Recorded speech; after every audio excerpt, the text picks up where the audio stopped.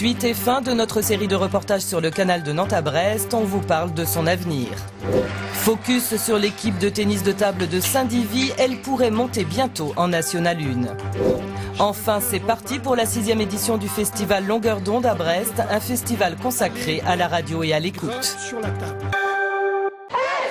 2 à 300 lycéens ont manifesté ce matin à Brest pour protester contre la réforme du ministre Xavier Darcos. Ils craignent des classes surchargées suite à la suppression de postes d'enseignants, mais aussi la disparition des filières scientifiques, économiques et littéraires.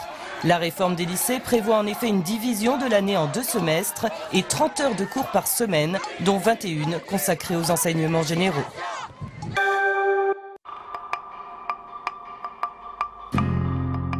Le 1er janvier 2009, la gestion des canaux bretons passe de l'État à la région.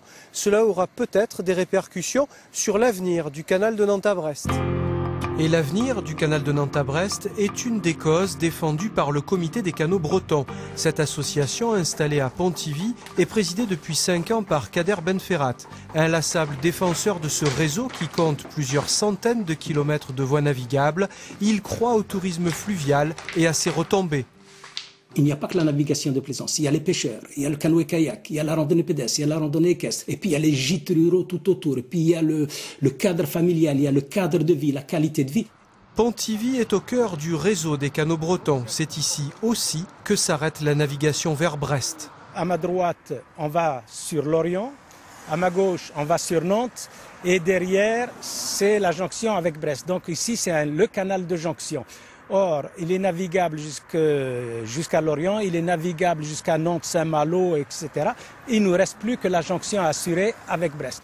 La jonction vers Brest, un rêve qui se heurte à un mur, ce mur, le barrage de Guerlédan. Le comité des canaux bretons milite pour la construction d'un plan incliné. Un plan incliné, ce n'est ni plus ni moins qu'une route bétonnée de 10% de pente sur cette rive-là, sur la rive droite du Blavet, et qui arriverait jusqu'en haut du barrage. Et de l'autre côté, dispositif pour remettre les bateaux à l'eau, dispositif pour sortir de l'eau, et en 20 minutes, les bateaux qui arrivent là pourraient se retrouver sur Guerlédan, et Guerlédan profiterait aussi de toute cette manne touristique de plaisanciers qui viendraient de Redon, de Nantes, d'Arzal.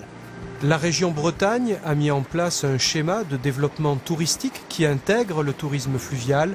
Le problème du franchissement du barrage de Guerlédan reste, lui, d'actualité.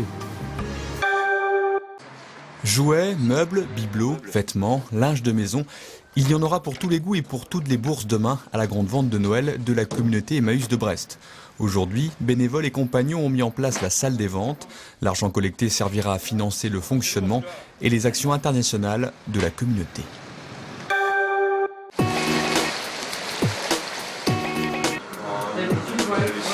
Sous son bonnet rose, elle enquille les longueurs comme une future championne qu'elle sera peut-être.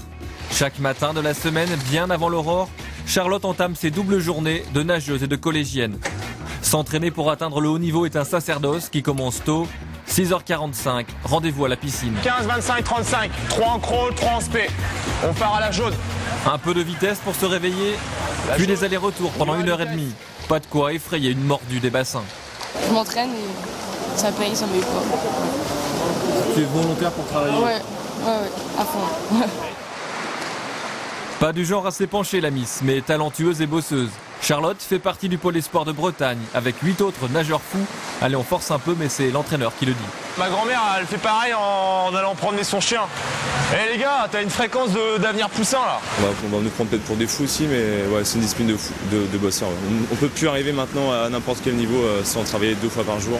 Charlotte, plus de rythme, c'est 35 mètres, c'est pas 10 mètres. Yop. Elle est douée et en plus elle travaille. Ouais, elle est jamais. Elle n'a pas été absente une seule fois de l'année, 6 pour un vaccin vendredi dernier.